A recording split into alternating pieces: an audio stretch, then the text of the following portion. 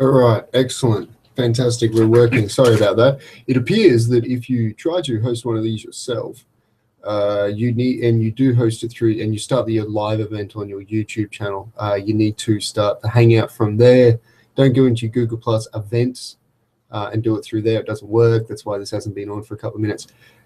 So, got a couple of things we're going to talk about today. Because as you guys probably know, I haven't been doing my YouTube channels. I've been very busy. So in order to try to incorporate a couple of different activities, I'm doing these live videos, and we'll see how long they go for. And by all means, get yourself a Google Plus account, come in, and I can invite you to the chat. Other people can make their own and invite me. Please let me know. Go on my Facebook page, message me on my YouTube channel, put it on my Google Plus, or go to my Twitter or something. Twitter's not very good. I don't go to Twitter. Twitter. But yeah, and looking forward to more of these. Now, what would you like to discuss first? Let's talk about G20. G20 is pretty interesting. Got all the world leaders here in my city, Brisbane. Putin will be here soon. Obama will be here soon. Apparently, Tony Abbott wanted to, I don't know if you guys know, anyone here watching knows about this, but, Tony Abbott was going to shirt front. I should have used both hands when I did that, shirt front. Putin over the MH17 disaster. And what does that mean? Well, depends what you look. Some people think it means to give a flying kick in AFL. Some people think it's like a flying barge. Other people think it's like grabbing people by the shirt and shaking them around. So, actually, I might move that a bit lower on the camera. So there we go. Classy. Now, he's going, the G20 is all in Malaysia. Not the G20. All the world leaders are in Malaysia at the moment. So he's going to apparently confront Putin there. And we'll see whether or not, not confront, he's going to have a discussion. Now, I may change hats during the course of this too, just for interest's sake. So we'll still wait and see what happens. That'll be in the news over the next day or two. And we'll go from there and see if there's any confrontation, see if anything's worked out, see what Putin says to Tony, and see what Tony says in the news and things like that. We'll have to wait and see. That'll be interesting for next week, G20. The walls are up. The protests are happening. Not that that'll accomplish anything, as we all know. What does protesting accomplish? By all means, the thing is, right. The only time protesting ever accomplishes anything is when the authorities don't know it's going to happen and it gets out of hand, and then it's like, oh no, we can't manage this anymore. And when they've got all the contingency plans and damage control plans and all this stuff, I don't know why you'd even bother protesting the G20. No one's in the city. Everyone's left because they've blocked all the roads and put all these extreme powers on the police. Well, extreme powers. I mean, it all depends. I guess they need it as well. Important things happening. A couple of, we've got important intergalactic reptilian overlords visiting. So we're going to need to have some good security, as you would expect with any sort of reptilian visit. Of course, it's not actual reptilians, but why not? It makes the headlines more exciting. Now, we'll have to wait and see. Now, I don't think, what's G20 accomplish? No. It probably accomplishes a little bit. It's a bit of a meet and greet. Right? How often do you get all these world leaders in one place? But wait and see what happens. I'm not holding my breath for anything magical to happen. Now, I just realised that if anyone's commenting or wants to comment or send me anything, I'm not in any way. Now, there's someone that here we go. Because this person, Jason on Google Plus, says that he would have come in. I don't know. I just had something. Just says you responded. You responded maybe. All right, we'll wait and see. And obviously it can't be, I don't know, see if these other people. Come on, get yourself Google Plus. It's not like the NSA is going to, come and get you. They're already monitoring everything, They're already monitoring everything. Dude, this is another thing actually we're going to discuss and move on. This is a good little shift discussion. Slide away the G20. Metadata collection, because in Australia we're currently going through. Oh, here we go. I should change tabs when I change topics. This is probably an apt one. Oh, by the way, you might notice here. Metadata collection. So, what does metadata collect? Well, okay. This has come up in other countries before. It came up a long time ago, a couple of years ago, and the government wants internet service providers, private companies, to put in their pocket, out of their pocket, put in the facilities to store metadata. You know, what pages people visit, metadata. Yeah, metadata.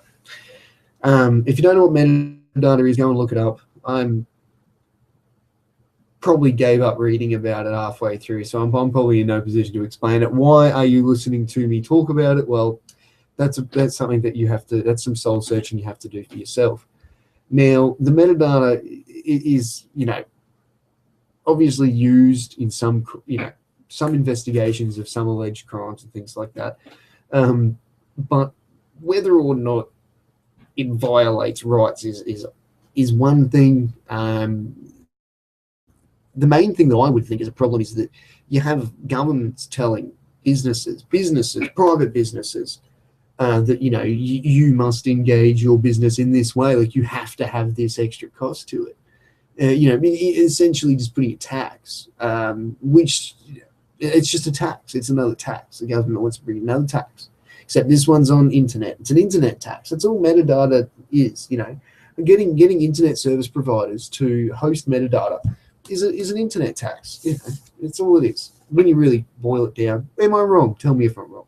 I don't think I'm wrong. I mean, I probably am wrong sometimes, but I don't know. I don't care. Now, there is whispers that this is all about Rupert Murdoch and Fox, because Game of Thrones, right? You may have seen the articles about. Now, this does fill me with a little bit of pride. I'm sorry if I don't look at the camera. I should look at the camera or look at the screen. Swells my chest with pride that Australians continue to fulfil the cultural traditions of our ancestors. And go and look this up if you don't believe me, if you think I'm pulling your leg or having you on. I assure you that this is true. Game of Thrones is most heavily pirated, copied, downloaded off the internet by its per capita rate or something here is ridiculous. So the problem is, this is not. Some people may argue, and there's some people out there that think this way, and that's their prerogative. That's the way that they think.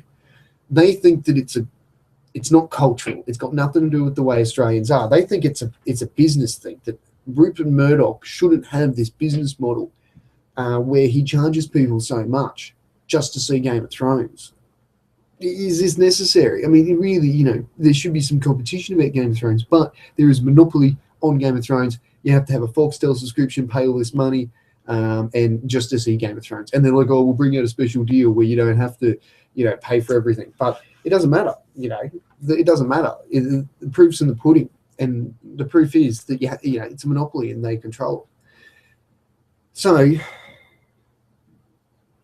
whether or not Rupert Murdoch, after he sheds his skin, sits down and thinks, well, if every single one of these pirates actually paid for Game of Thrones, which I'm not agreeing that they would, but let's say that every single one did, he's worried about all the money he's missing out on.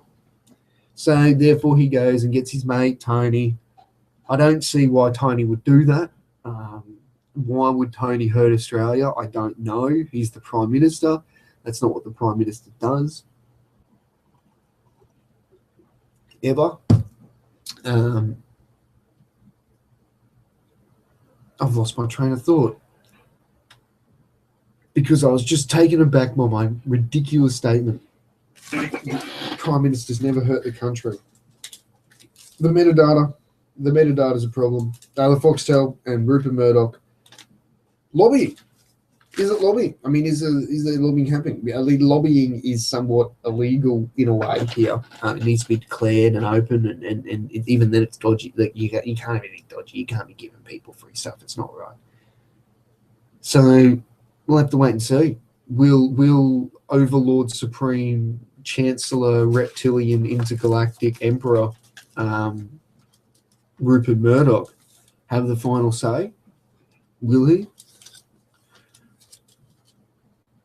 Or will Tony Abbott, the Australian hero, win out for Australia and lead the way in, cast aside the shadow and dark times that we currently live in, and lead our country into a new shining light in the golden age? Is that what's going to happen? I hope that's what's going to happen. I think that's what's going to happen. What else we got here? Gamergate. I'll talk about Gamergate later, I think. I'll talk about the other things last, because Gamergate might end up in a bit of a dribble going on about nothing. So, ABC funding. This is one thing I thought was funny. Now, ABC has a couple of good shows on it, right? I've got a couple of good. Oh, hang on. Let's change it. Let's change the hat, because I'm talking about ABC now. I don't want to be wearing this hat. Okay.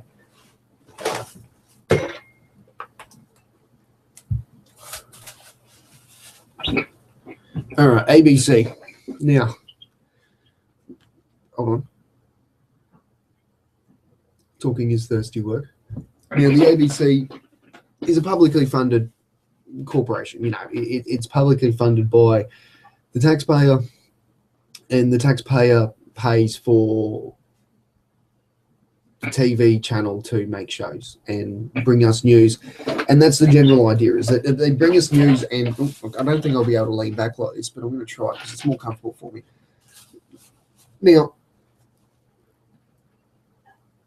their internet website, iView, which, mind you, is quite, a professionally laid out site, and has some quality programming on it that, is available only to Australians. Why is it only available to Australians? I mean, first off, it's a bit of discrimination against other non-Australians. I understand that, they're not as good as Australians, and that's something that, they have to accept and overcome.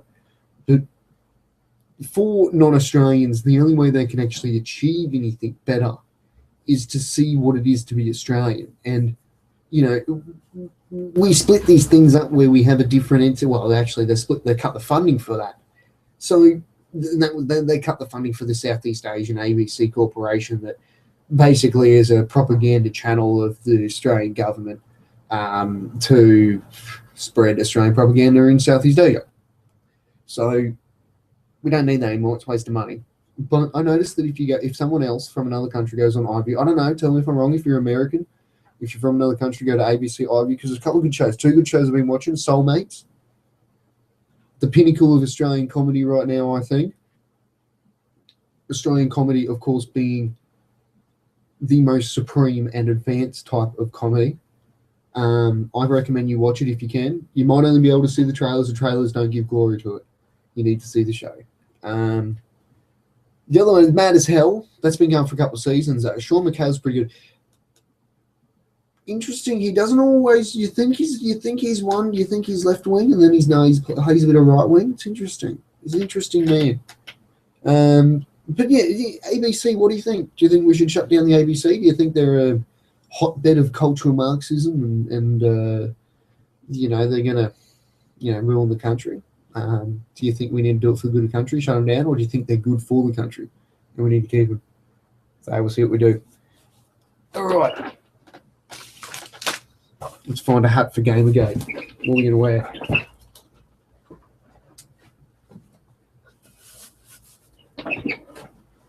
All right, there we go. Oh, I think it's mirrored. Oh, that's no good. Well, if you can't tell, if you're half blind and you can't read backwards, it's over there. It says NRA. So this is a National Rifle Association hat. Gamergate. I think Gamergate is an absolute waste of time. The simple fact that I'm even talking about this breaks my very ethos that I have undertaken in the last, since it's happened. But it is one subject that you could use as an example to explain the ideas that some may have about isms. the way isms work, the way isms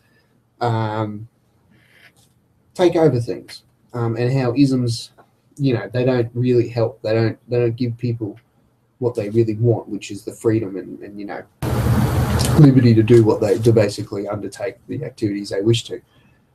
So whether or not it was, let's say it wasn't even feminist, let's say it was Marxist, let's say it was communist, let's say it was, someone coming in and going, we can't have Grand Theft Auto show that money can be appropriated through its creation by exploiting another lower class or something. Like undertaking missions is exploitive of further embeds the exploitation of the underclasses, further, and perpetuates the power of the bourgeoisie, and forces people to engage in horrible oppression against their fellow human being. So it doesn't even need to be feminism. I mean, you could simply just attack it from whichever way you want it. You could go, we can't have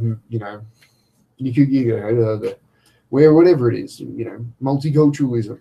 We can't have homogenous cultural societies in video games. Like, how dare the elvish people of Elvish Town have